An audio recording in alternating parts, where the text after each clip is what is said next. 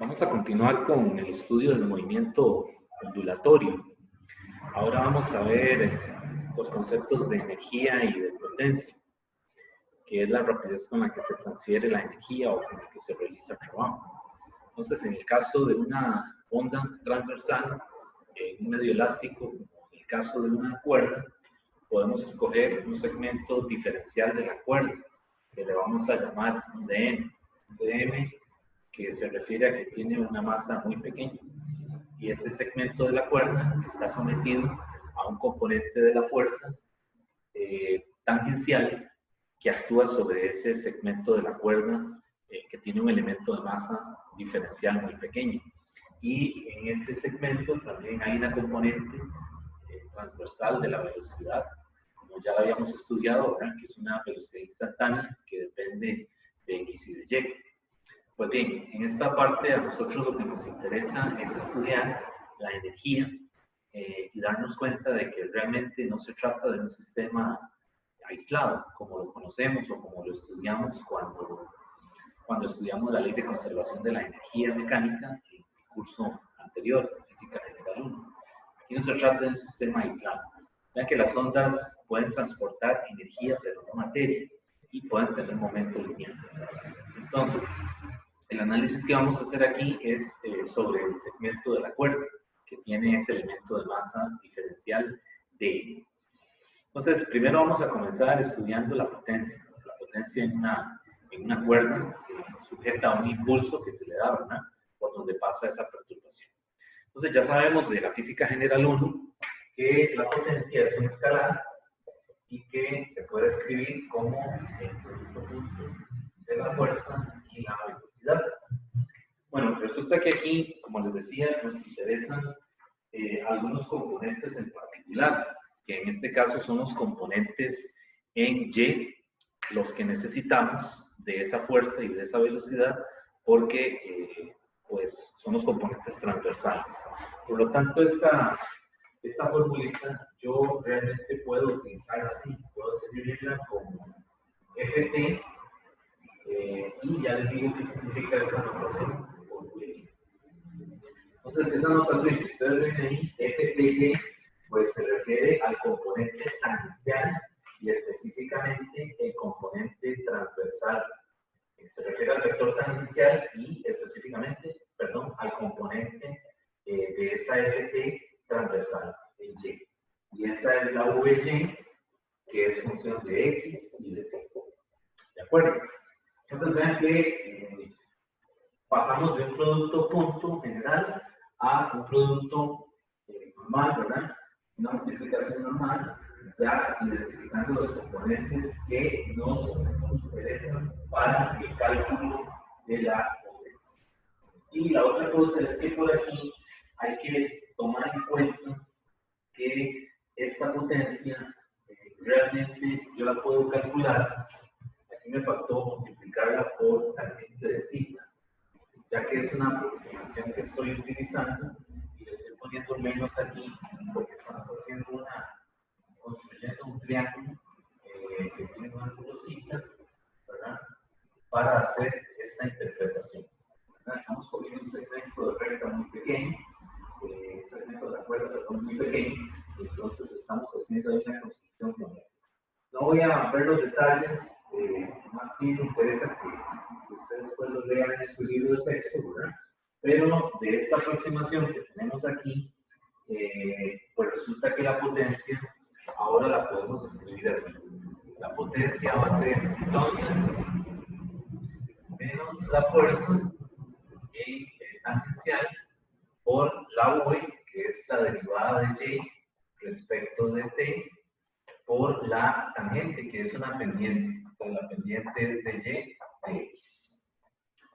¿De acuerdo? Y entonces, pues ya sabemos quién es Y. Y es la solución de la ecuación de onda. Y de Xt es igual a A multiplicado por el seno. Y el argumento en este caso es Kx menos omega t. Entonces, ahora lo que hacemos es que hacemos esas derivadas, la de y con respecto a t, con respecto a x, respectivamente, y obtenemos un resultado para calcular la potencia instantánea, que va a ser la P de xt y que va a ser igual a F omega K a cuadrado cos cuadrado de kx menos omega t. Y ahí tengo una ecuación que me permite calcular la potencia instantánea. Vean que esa potencia va a depender de la posición y de un instante de tiempo particular por donde esté pasando la perturbación. Bueno, entonces vean que esa potencia contiene la fuerza, ¿verdad? Que está relacionada con esa fórmula. V es igual a la raíz de F entre mu, ¿verdad? Recuerden que mu es la densidad lineal de masa.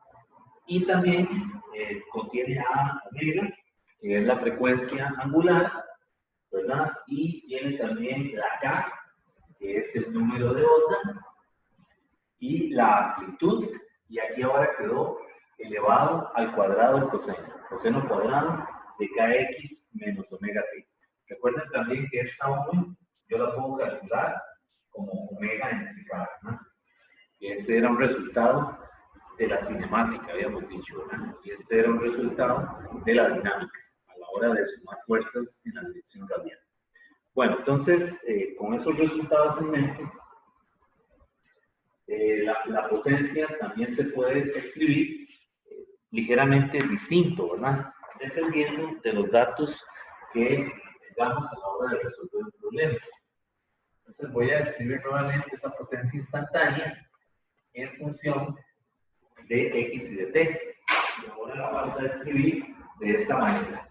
La potencia, haciendo esas sustituciones, ¿verdad? Que les dije por aquí, vinculando o relacionando esas fórmulas, nos queda entonces que la potencia también se puede escribir como mu, ¿verdad? Que es la densidad lineal, v omega al cuadrado, a cuadrado, coseno cuadrado de kx menos omega t.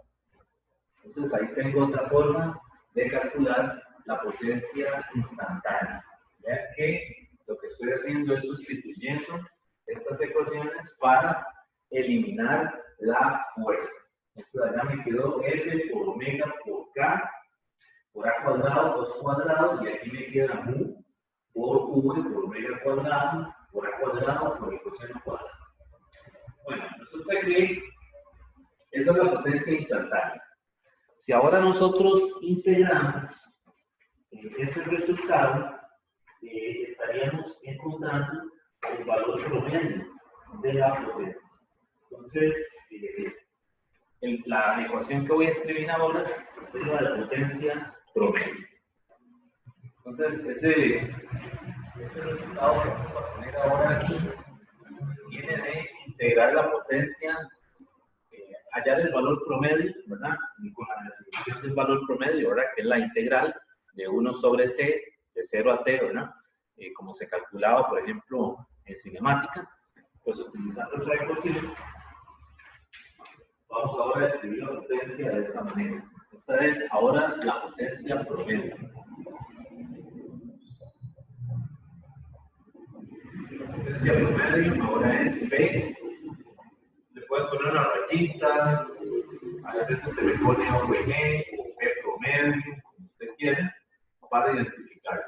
No voy a hacer la integral porque, es decir, ya el resultado lo necesitamos para hacer un cálculo. Entonces, la voy a poner de una vez, sin reducción. Esa potencia promedio se puede calcular como un medio de mu v omega cuadrado por a cuadrado.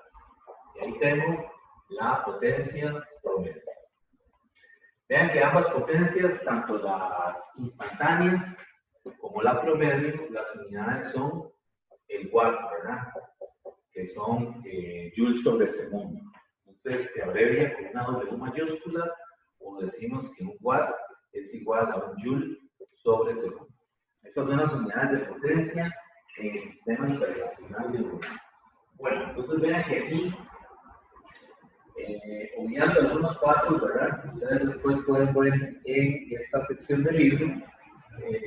Vamos a encontrar, tenemos dos formas, ¿verdad? Para calcular la potencia instantánea y también una fórmula para calcular la potencia promedio.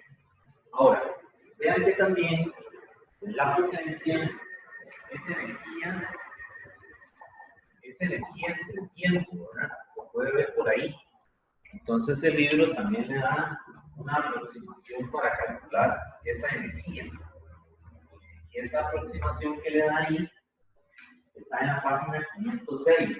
Dice que la energía, el delta E, ¿verdad? La energía que se llama así, el delta E promedio, es igual a la potencia promedio multiplicado por delta T. Entonces, de ahí también se puede calcular la energía, ¿verdad? Esa distribución de energía a lo largo de la distancia que recorre ese pulso ondulatorio. Entonces, una aproximación es, sustituyendo el valor de potencia promedio, sería un medio de omega cuadrado, a cuadrado, multiplicado por delta x. Y ese delta x, ¿qué sería entonces? Bueno, corresponde a la distancia, como les decía, la distancia debido a la propagación, ¿verdad? De ese pulso ondulatorio. Ok, bueno, entonces, este es el resultado de calcular potencia en el movimiento ondulatorio. Vamos a ver ahora un poco más sobre las ondas sonoras armónicas. El caso que ya vimos ahora en la primera clase, que era cómo calcular, por ejemplo, la velocidad del sonido en aire o en un líquido como agua. Vamos a ver un poquito más de este material.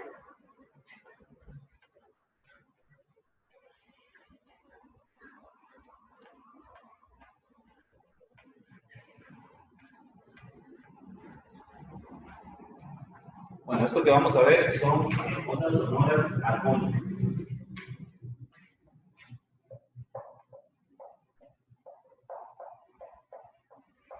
Ondas sonoras armónicas. Recuerden que esta palabra armónicas se refiere a que se está utilizando una función trigonométrica, ¿verdad? Ya sea una función coseno o con coseno para hacer la descripción. Entonces, lo que vamos a ver en este apartado ahora es que las ondas sonoras, el sonido como tal, también se puede describir a través de una función semital. Es decir, usando una función trigonométrica, aplicándole el mismo razonamiento, tal y como lo hicimos en la clase anterior para el caso de una cuerda, ¿verdad? Entonces, en el caso de las ondas sonoras, pues la descripción que se va a la función de la onda que se va a utilizar tiene esta forma. La solución de la ecuación de la onda, lo que llamamos la solución de la ecuación de la onda, es S de xt es igual a S0 multiplicado por seno de kx menos omega t. Entonces vean que es completamente similar al caso de la onda transversal, ¿verdad? Vean que tiene un seno de kx menos omega t, donde esas letras tienen la misma simbología, el mismo significado, ¿verdad? Esta S que está aquí, que ahora le decimos S0, se llama la amplitud de desplazamiento máximo.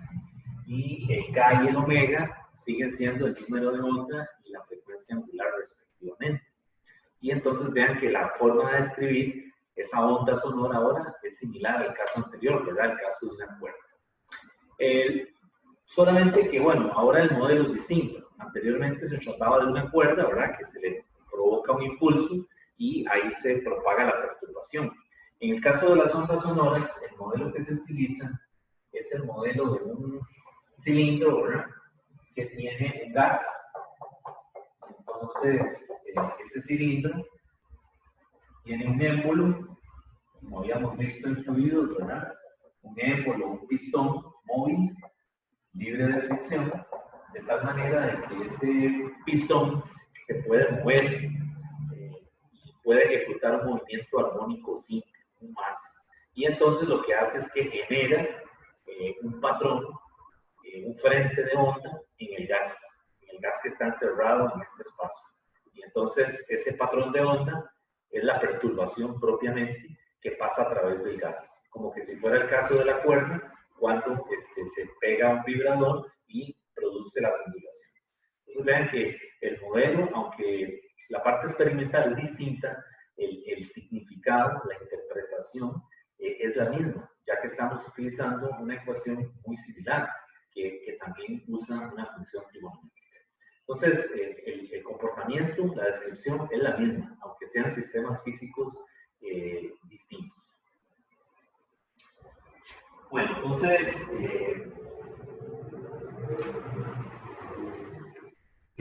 como les decía ahora, esta S se llama la amplitud del desplazamiento y es muy pequeño, ¿verdad? Entonces, a esto le dicen amplitud del desplazamiento.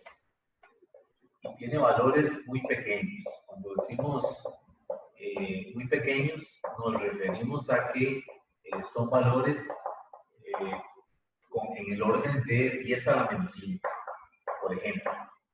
En el orden de magnitud de 10 a la menos 5, ya que estamos en presencia de un gas, ¿verdad? En donde esas amplitudes son muy pequeñas, ¿verdad? Hay varios experimentos que se han hecho en donde se confirma el valor de esas amplitudes de desplazamiento. Por ejemplo, para los que les interese, hay un experimento muy bonito que se llama el tubo de Kuhn. Es un experimento clásico de la física de finales del siglo XIX, en donde precisamente con ese experimento se pudieron calcular las amplitudes de desplazamiento. Bueno, entonces, ya vemos que es la misma descripción, ¿verdad?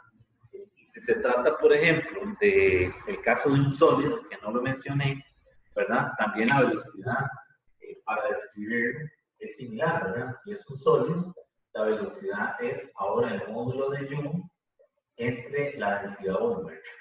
Ven que esa ρ es m entre v, ¿verdad? Entonces esto es en un sólido, dijimos que un líquido era el módulo volumétrico entre la ρ, y en el caso del gas dijimos que se trataba de una fórmula ahí que tenía el gamma, r, t entre la masa molar. Entonces ven que aquí tenemos los tres casos para calcular la velocidad de una onda sonora armónica, ya sea en un sólido, en un gas o en un líquido. Bueno, resulta que las ondas sonoras no solamente se pueden describir a través de los cambios en su desplazamiento, en la amplitud de su desplazamiento, sino que también se pueden describir a través de cambios debidos a la presión. Por ejemplo, imagine un instrumento de viento, ¿verdad? Por ejemplo, un saxofón o una flauta, ¿verdad? Los orificios que tiene la flauta cuando la persona lo está tocando, está ejecutando el instrumento, pues tapa ciertos orificios de la flauta, ¿verdad? Para producir los tonos deseados. Entonces, realmente no solo está cambiando la amplitud del desplazamiento del aire que sopla, ¿verdad? A través de la flauta, sino que también hay cambios de presión debidos a esos orificios que tapa, ¿verdad? Entonces, una onda sonora se puede describir no solo a través de cambios de la amplitud de desplazamiento, sino también a través de sus cambios de la presión. Entonces, hay una ecuación que voy a escribir ahora que es muy similar a esta, simplemente que ahora va a relacionar los cambios en la presión.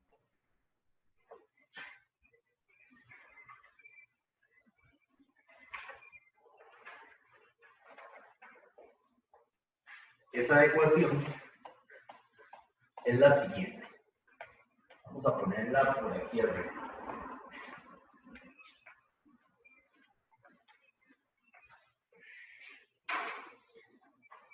Esta ecuación se escribe así: delta P xt es delta P máximo multiplicado por el seno de kx menos omega t. Entonces vean que le estoy poniendo un triangulito. Primero porque me refiero a los cambios de presión, cuando la onda armónica, cuando la onda sonora se propaga. Y la otra cosa es que también me sirve ponerle esa notación porque recuerden que también tenemos la P que acabamos de escribir de potencia instantánea, que es P de XT. Entonces, cuidado, no vaya a confundir esta P de XT con el delta P de XT, ¿verdad? El P de XT se refiere a la potencia instantánea en una onda transversal y el delta P de XT se refiere a la amplitud de presión en la onda sonora. Entonces, en esta parte del libro, pues, le hacen falta más letras, ¿verdad? Y tenemos que utilizar, es decir, tenemos que arreglarnos de alguna manera para identificar cada una de esas cantidades físicas. Entonces, esta cantidad que está aquí se llama la amplitud de presión máxima. Así como el S anterior, el S0, se llamaba la amplitud del desplazamiento. Entonces, la amplitud de presión máxima es igual al módulo volumétrico multiplicado por el número de onda por la amplitud de desplazamiento máximo. En este caso, le llamamos con S sub 0.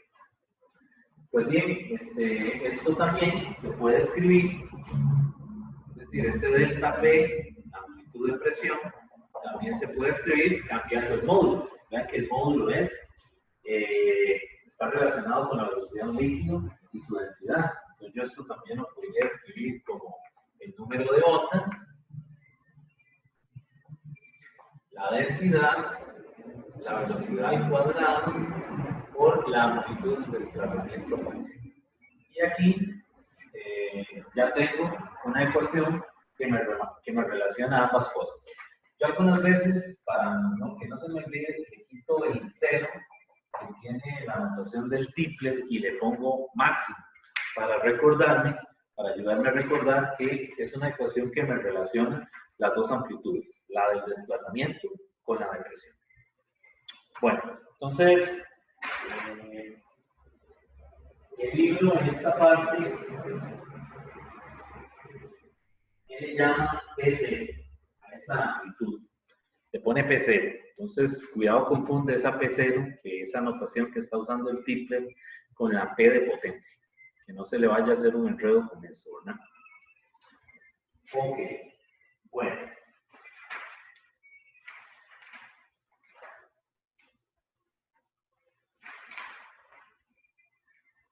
Bueno, entonces en el caso de las ondas sonoras, armónicas, también se puede calcular potencia. Entonces vean que ya serían 3P, que hay que distinguir, ¿verdad? La potencia promedio y la potencia instantánea de las ondas transversales, la amplitud de presión y ahora la potencia en ondas sonoras. Vamos a escribir esa ecuación ahora.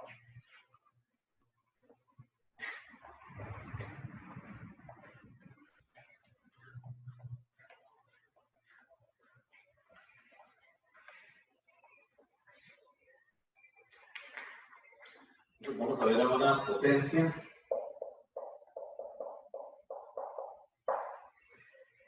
e intensidad.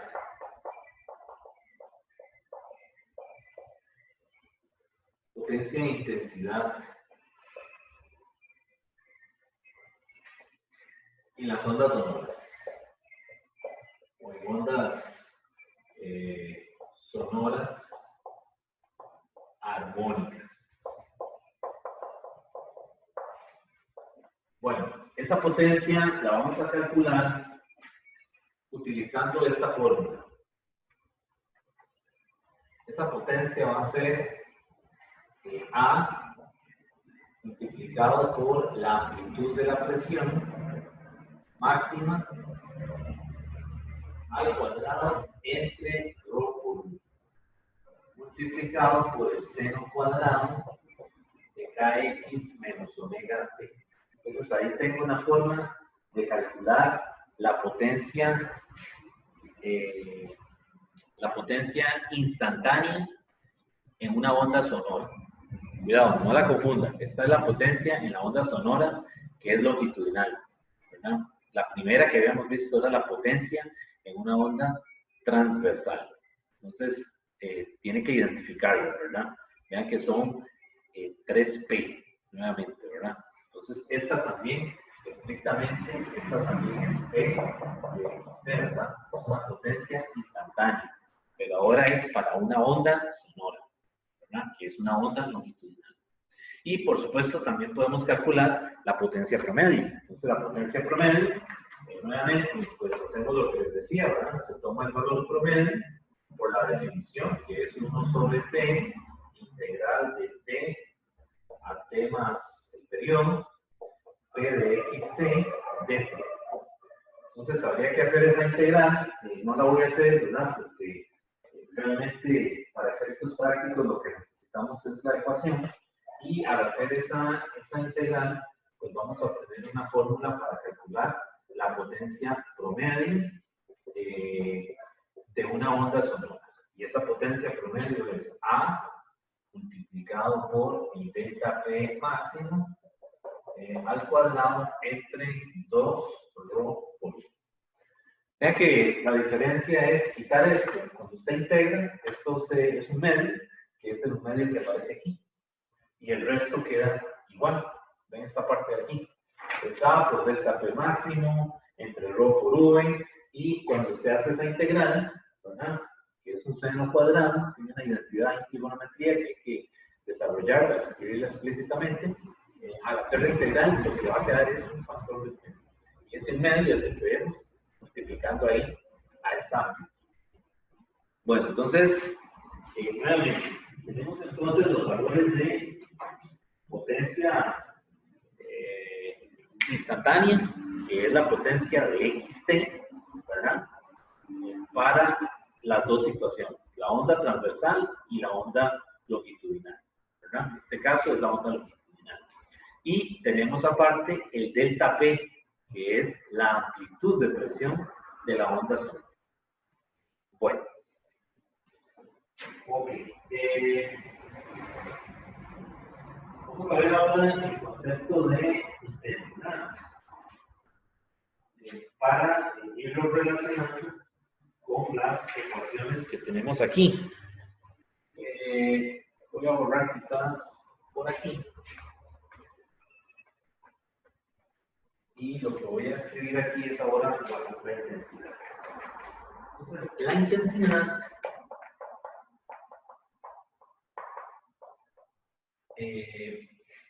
asociada con una fuente que produce sonido o con una fuente que produce luz, esa intensidad siempre está definida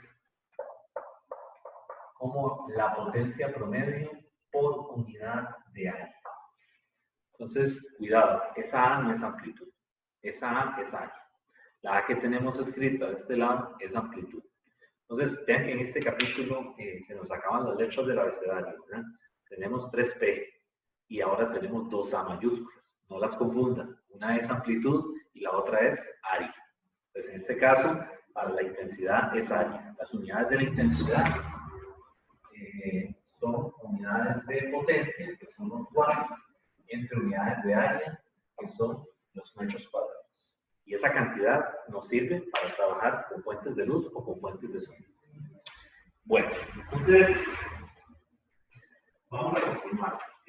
Resulta que la intensidad se puede ver de varias formas, es decir, se puede estudiar atendiendo o tomando en consideración la distancia a la que se encuentra esa fuente que produce la luz o que produce el sonido. Supongamos por un momento que es sonido, que es el caso que estamos estudiando aquí. Por ejemplo, si es un altavoz, ¿verdad? Pueden haber diferentes observadores, es decir, ubicados o colocados en posiciones distintas con respecto a la fuente que produce el sonido. Obviamente, el que está más cerca de la fuente, pues va a percibir el sonido con mayor intensidad, ¿verdad? No es lo mismo que haya una persona a 2 metros del altavoz que haya otro que esté a 1 kilómetro de distancia. Por supuesto que la distancia va a cambiar. Lo que sí se va a mantener igual para ambos observadores o para todos los observadores que haya es el hecho de que la potencia de la fuente no se está cambiando. Es decir, la fuente que emite el sonido tiene una potencia, ¿verdad? dada por las características específicas del equipo que está produciendo ese sonido, y mientras que no se cambie esa fuente, pues la potencia sigue siendo la misma. De tal manera que yo podría utilizar eso, aprovecharme de esa situación para obtener una relación más general entre la intensidad y la distancia a la que se encuentran esos observadores en posiciones específicas. Entonces vamos a ver cómo hacer eso.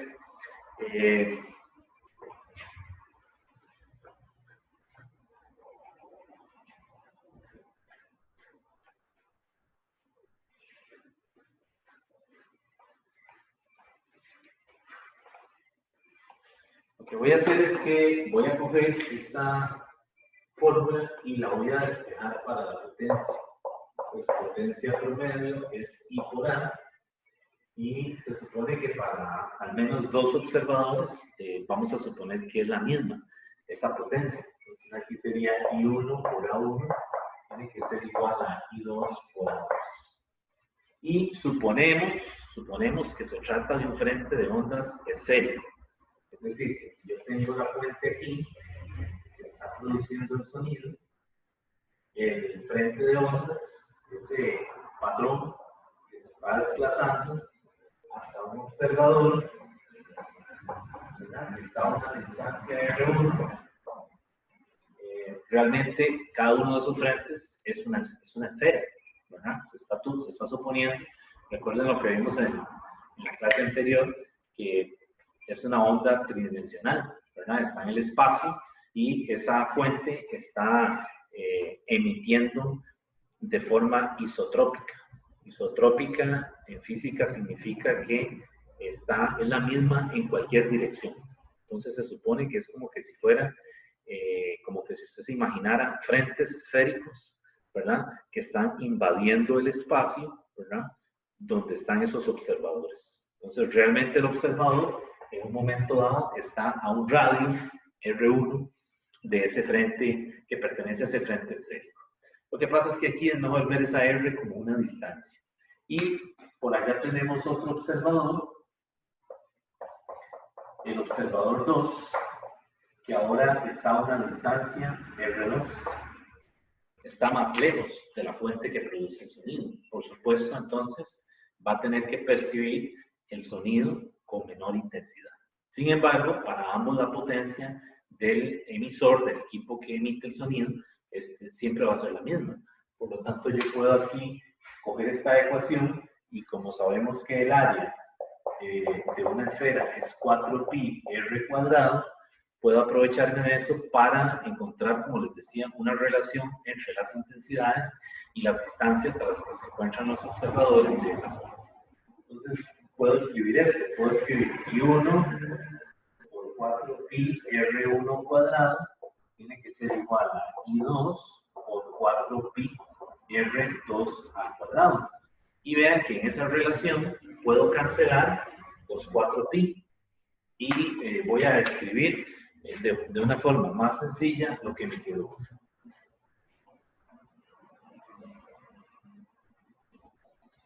Entonces me va a quedar esto, me va a quedar I1 R1 cuadrado es igual a I2 R2 cuadrado. Y paso los I1 como un cociente, I1 entre I2, y del otro lado dejo los R, ¿verdad? Que sería R2 cuadrado entre R1 cuadrado. Y esta relación es muy útil porque pues nos permite estudiar los efectos de la intensidad, y luego más adelante veremos también los efectos del nivel de intensidad, que es distinto, ¿verdad? Con la distancia. Y entonces, si se fijan, vean que en esa fórmula los índices están cruzados. O sea, arriba quedó I1 y abajo quedó del otro lado R1. Arriba está R2 y aquí abajo está I2. Eso quiere decir que la intensidad realmente es inversamente proporcional al cuadrado de la distancia. Y es lo que se esperaría, ¿verdad? Desde el punto de vista experimental. Entre más lejos esté usted de la fuente que produce el sonido, pues percibe ese sonido con menor intensidad. Bueno, entonces, esta es una relación muy importante que nos va a servir más adelante para estudiar, como les decía, para relacionar relacionar el nivel de intensidad, que es otra cantidad que ya vamos a ver, con la intensidad como tal. Ok, entonces lo que voy a ver ahora es el nivel de intensidad, que es otra cantidad distinta a la que estamos viendo aquí, a intensidad.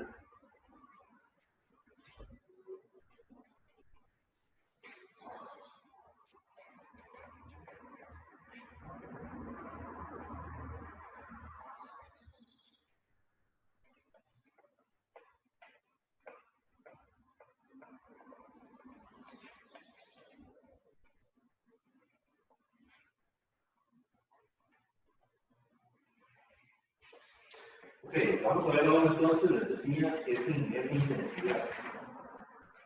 Entonces, el nivel de intensidad, nosotros lo vamos a denotar con la letra, se llama nivel de sonido, ¿verdad? O también le dicen el nivel de intensidad, o de intensidad. Entonces, cuidado, no lo confunda con la intensidad. El nivel de sonido o de intensidad, utilizamos la letra beta mayúscula para referirnos a ese nivel de sonido. Como les digo, ese nivel de sonido, nivel de intensidad, tiene esos dos nombres que son los que más se usan. Y no es lo mismo que la I, sino no es lo mismo que la intensidad. Ok, ¿cómo está definido ese nivel de intensidad? Ese nivel de intensidad es una escala logarítmica, ¿verdad? La que se utiliza.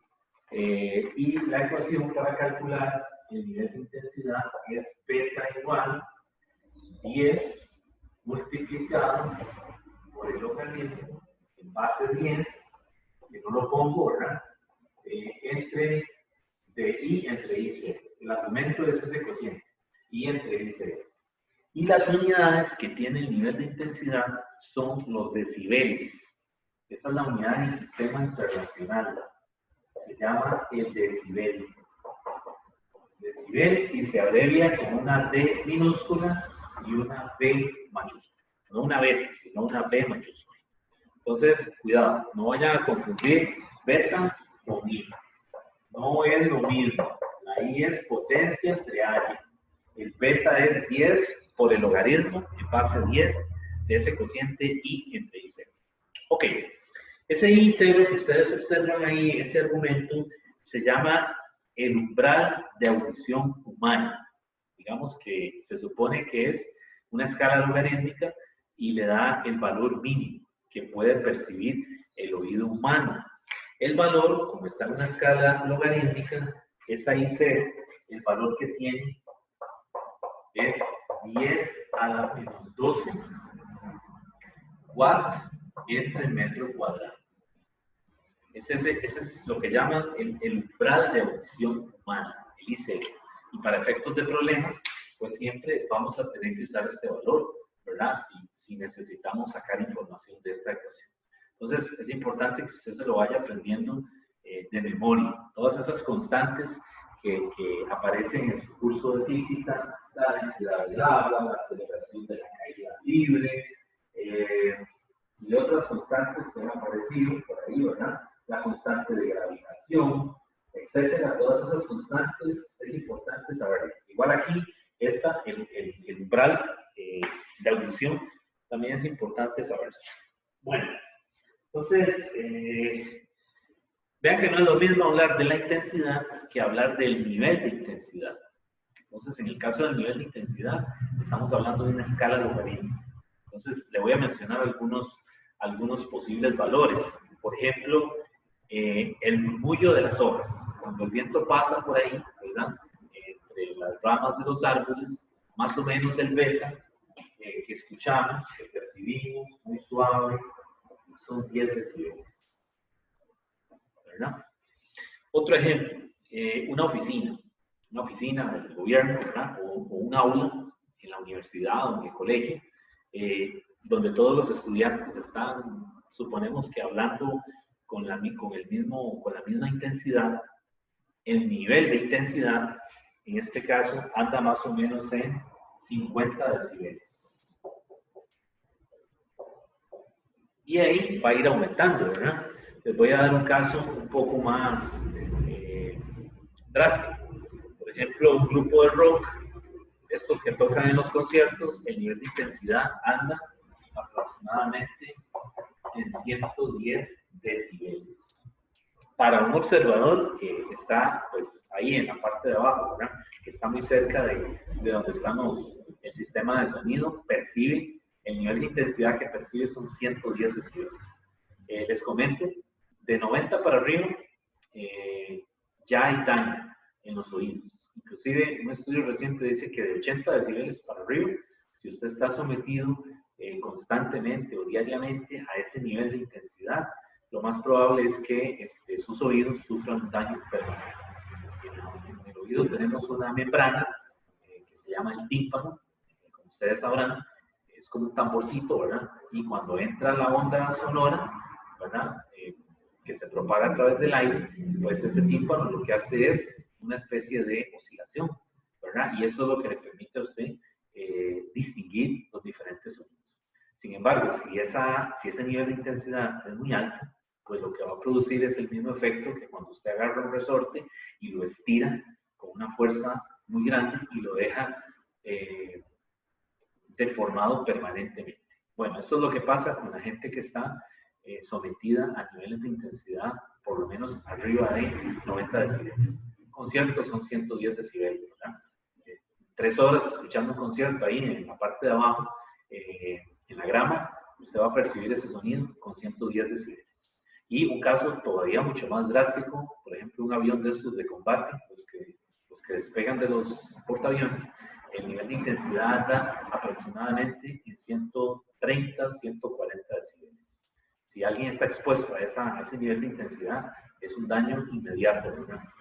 Por eso la gente que trabaja guiando los despegues de estos aviones de combate, los portaaviones, observarán ustedes que utilizan no solo protección en los oídos, sino que el traje que usan está presurizado, es un traje especial que fue hecho de tal manera que la onda sonora rebota. Y aún así, con los años, sufren daños severos de audición, ¿verdad? Bueno, entonces, el nivel de intensidad, entonces, corresponde, como les digo, a una escala de logarítmica, ¿verdad? La otra cantidad que tenemos que distinguir, aparte de intensidad y nivel de intensidad, es la que se llama intensidad relativa. Entonces, vamos a escribir esa formulita.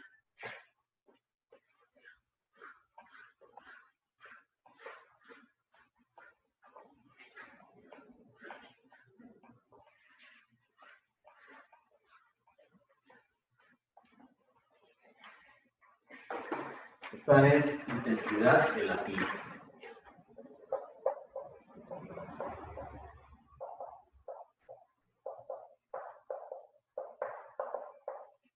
La intensidad relativa, vamos a utilizar la notación de delta beta para referirnos a ella. Entonces no la confunda, ¿verdad? El beta es solamente la intensidad del sonido o el nivel de intensidad, ¿verdad? Perdón, el beta es el nivel de intensidad o nivel de sonido, ¿verdad? Y el delta beta es la intensidad relativa.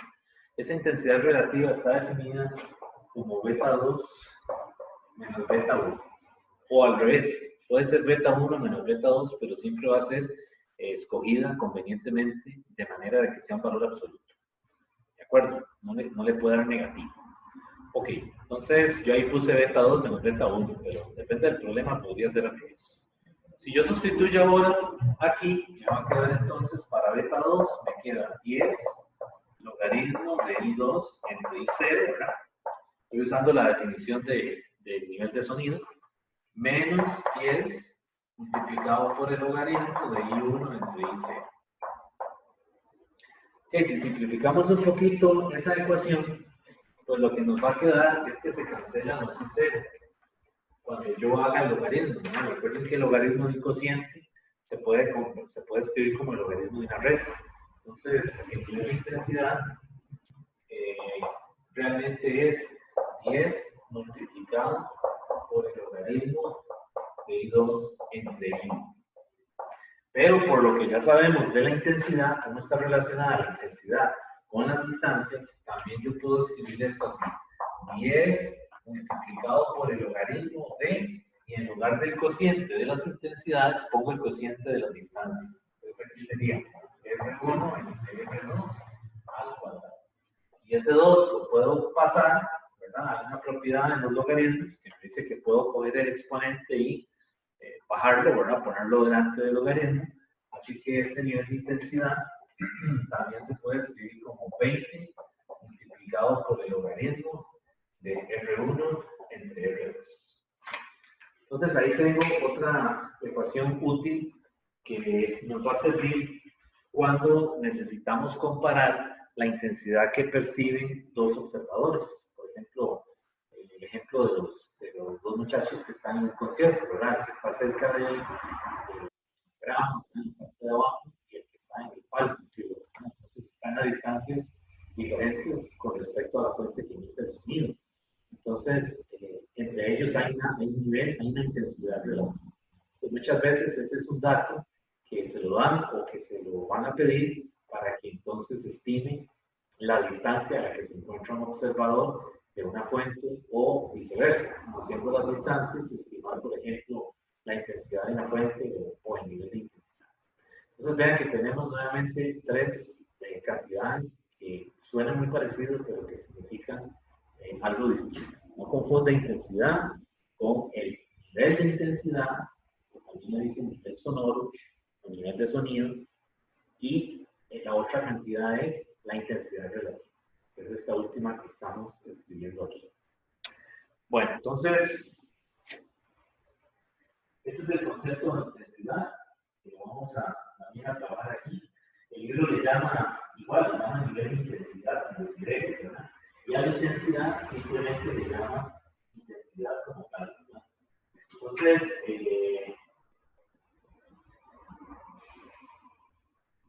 bueno, ya tenemos entonces el nivel de intensidad y la intensidad como tal.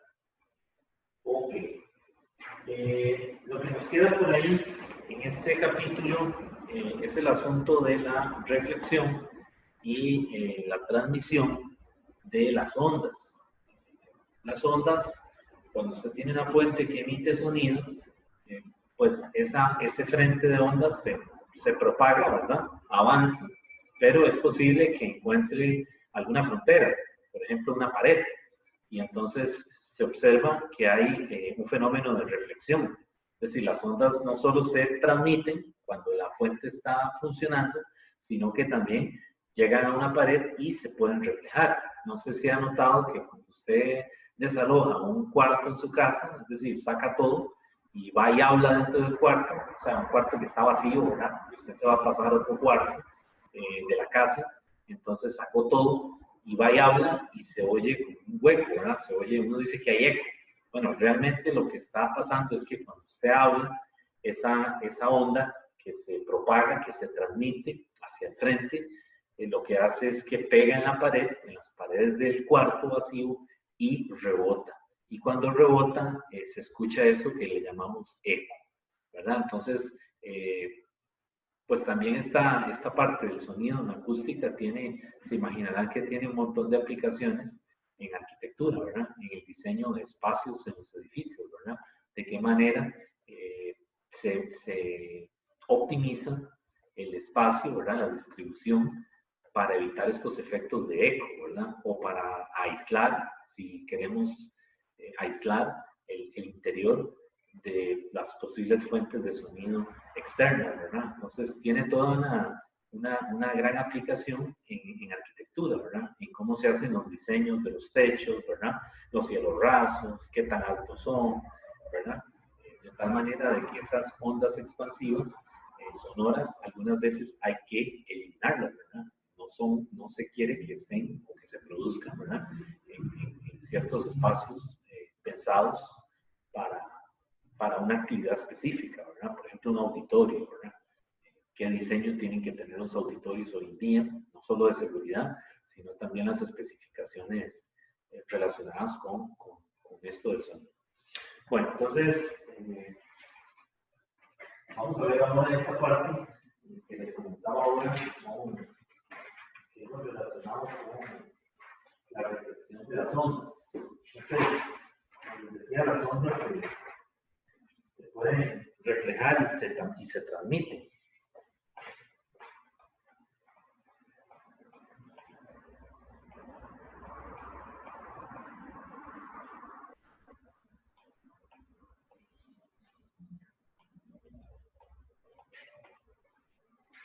Bueno, esto se trata entonces de reflexión y transmisión.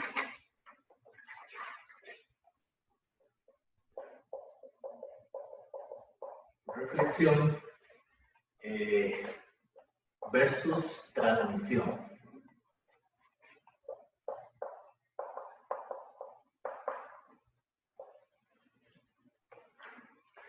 Entonces, cuando hablamos de estos efectos, ¿verdad? Estos fenómenos, pues pensamos en una onda viajera. Recuerden que la onda viajera es aquella onda que tiene la forma o que es función de X y de T, ¿verdad? Y puede ser descrita a través de una onda armónica, que es la que tiene un seno o un coseno. Entonces, una onda viajera es una onda que viaja a través de un medio uniforme, ¿verdad? Y dijimos que no pierde su forma, debido a que suponemos que el medio no es un medio disipativo, ¿verdad? Que produzca pérdidas de energía y que vaya a cambiar la forma de la onda. Entonces, tenemos varios casos, ¿verdad? Por ejemplo, podemos tener una cuerda que está atada rígidamente a un soporte, a una pared. Y este punto aquí decimos que es fijo. Es decir, no se puede mover. Y aquí va la perturbación. Una velocidad V, ¿verdad? Que es la velocidad del frente de la onda. Entonces, en este caso, lo que va a pasar es que cuando el pulso llega ahí a la pared, a ese punto fijo, pues se refleja. Ese pulso experimenta una reflexión y el pulso regresa en dirección opuesta. Y además, no solo eso, sino que vuelve a invertir. Entonces, cuando ya se reflejó en la pared, vemos que se invierte y regresa en sentido contrario, con una velocidad que se supone que es la misma, es 1. Entonces, en el caso, si se trata de un punto fijo, ¿verdad?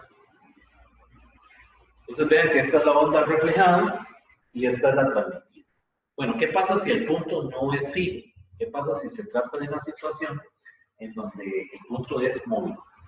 Entonces, en este caso, tenemos otra vez el pulso, ¿verdad? Que viaja con la V, con la velocidad V, pero cuando llega aquí a la pared, lo que hay es una varilla, y aquí tiene un aro.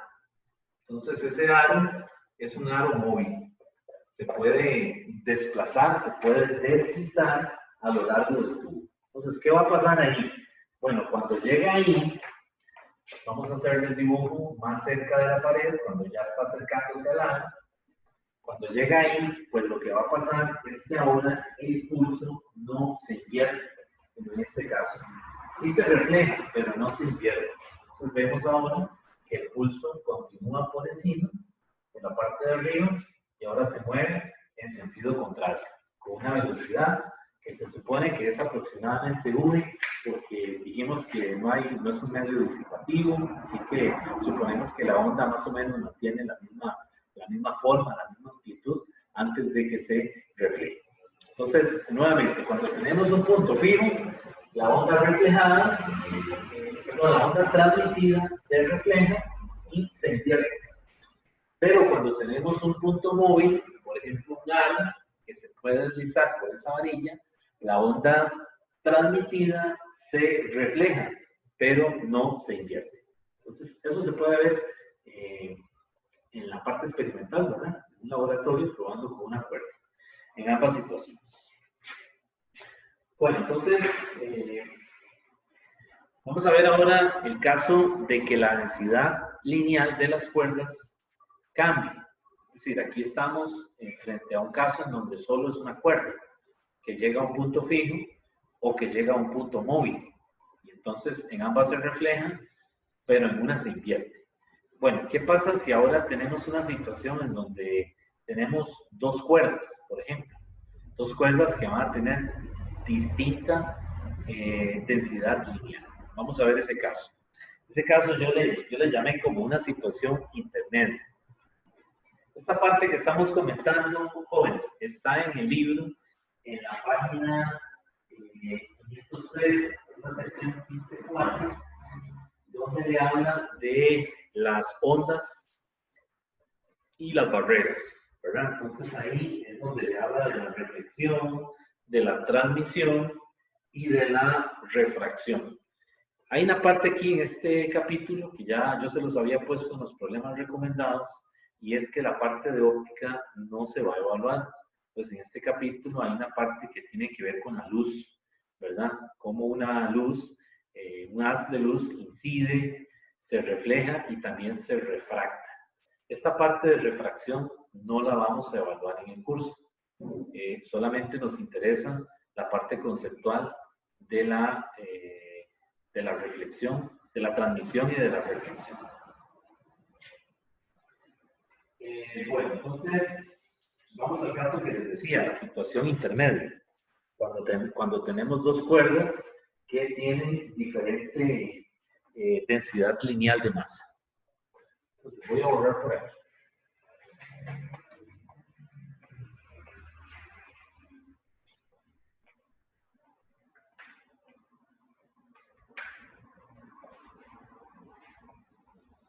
Entonces, esto yo le llamé, le puse de título, no sé si se entiende del todo, pero le puse como, yo le llamé una situación intermedia. ¿Por qué le llamo una situación intermedia? Bueno, porque parte se refleja y parte se transmite. Entonces, eso es lo que quiero dar a entender con esto de la situación intermedia. Bueno, entonces, cuando un pulso que viaja sobre la cuerda ligera llega a la frontera entre dos cuerdas, parte del pulso se refleja y se pierde, y parte se transmite a la cuerda más pesada. Entonces vamos a suponer este caso. Tenemos el caso de una cuerda, ¿verdad? Por donde viaja un pulso, y aquí hay una cuerda más gruesa. Entonces esta cuerda yo le llamo la cuerda pesada, que tiene un mu2, y esta de aquí yo la llamo la cuerda ligera, que tiene un mu1, ¿verdad? Entonces este es el medio 1, el medio elástico 1, este es el medio elástico 2. La densidad lineal de esta cuerda es mayor que la del lado izquierdo. Y entonces el pulso está viajando a través de la cuerda más ligera. Bueno, cuando llegue aquí a la interfase, este punto aquí se llama la interfase. Esa pega, ¿verdad? Donde están unidos las dos cuerdas. Entonces, cuando llega ahí, lo que se observa es que una parte se refleja y se invierte, y la otra parte avanza por la cuerda más gruesa. De tal manera de que se ve un pulso en la cuerda más pesada, más gruesa, más pesada, que se mueve hacia la derecha. Y ese pulso es el pulso transmitido. Este es el transmitido, ¿verdad? Y este de aquí es el reflejado. Entonces el reflejado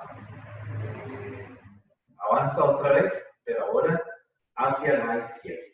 Entonces este es el caso en donde el que se refleja se invierte. Vean que es similar al caso anterior, ¿verdad? Cuando teníamos una cuerda que llega a un punto fijo, ¿verdad? Que está atada a un punto fijo en una pared. Entonces se refleja y se invierte. Pues aquí pasó algo similar, ¿verdad? Esa interfase con la cuerda más pesada actúa como que si fuera un punto fijo, ¿no? Se parece a un punto fijo. Lo único es que produce igual siempre un pulso transmitido en la cuerda más pesada. Bueno, ¿qué pasa ahora si la situación es al revés? Si el pulso se transmite a través de la cuerda más pesada. Ahora vamos a suponer que la cuerda más pesada es por donde está viajando el pulso, hacia una cuerda más ligera. Entonces, otra vez, este es el medio 2, este es el medio 1, esta cuerda tiene densidad 1 y esta tiene densidad 2. Y aquí mu1 es mayor que mu2. Aquí mu2 es mayor que mu1. Y aquí mu1 es mayor que mu2. Lo único es que mantengo el orden de los índices para que no se nos vaya a hacer un error. Pero ahora estamos suponiendo que el pulso viaja, se transmite por la cuerda más pesada y va directo a la interfaz y a la pega, ¿verdad? Donde está la otra cuerda más ligera. Y lo que se observa ahora es que cuando el pulso se refleja, no se invierte, sino que regresa en sentido contrario, pero se refleja sin invertirse. Y por la otra cuerda viaja un pulso hacia la derecha. Entonces vean que ahora esta interfaz, en este caso, hace las veces del caso que vimos anteriormente de una cuerda que viaja hacia un punto que es móvil, ¿verdad? Hacia un aro que puede deslizarse a través de esa varilla.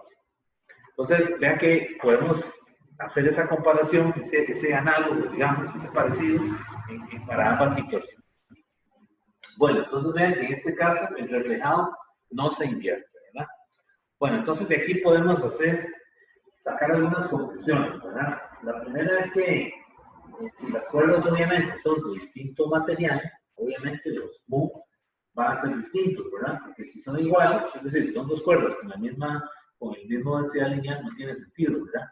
Entonces las cuerdas serían idénticas. Pero no existiría discontinuidad y tampoco habría reflexión, ¿verdad? Si las cuerdas fueran los mismos, aunque estuvieran pegadas en la interfaz, no se va a observar la reflexión.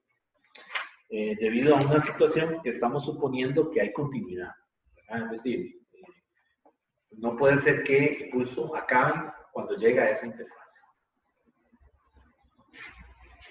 Bueno, entonces, en general, si tenemos ondas que se están moviendo sobre cuerdas, ¿verdad? Y tenemos diferentes medios, pues podemos suponer las siguientes reglas. Estas son dos reglas sencillitas, ¿verdad? Para las ondas reflejadas.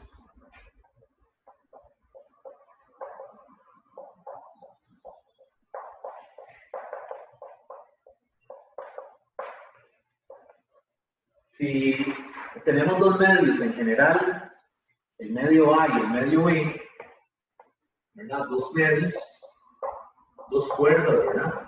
Dos medios A y B, pues si VA, si la velocidad en el medio A es mayor que la velocidad en el medio B, esto implica que la densidad lineal en B tiene que ser mayor que la densidad lineal en A. Y entonces, en este caso, decimos que se invierte cuando se refleja. Ya este es un resultado general. Si esto ocurre, si esto es mayor que esto, implica que mu B es mayor que mu A, y entonces se invierte en la reflexión cuando llega a la interfaz. Si ahora, si por el contrario, VA es menor que VB, esto implica, esa flecha, ese símbolo por dos flechas, quiere decir, eso implica que mu A tiene que ser mayor que mu B.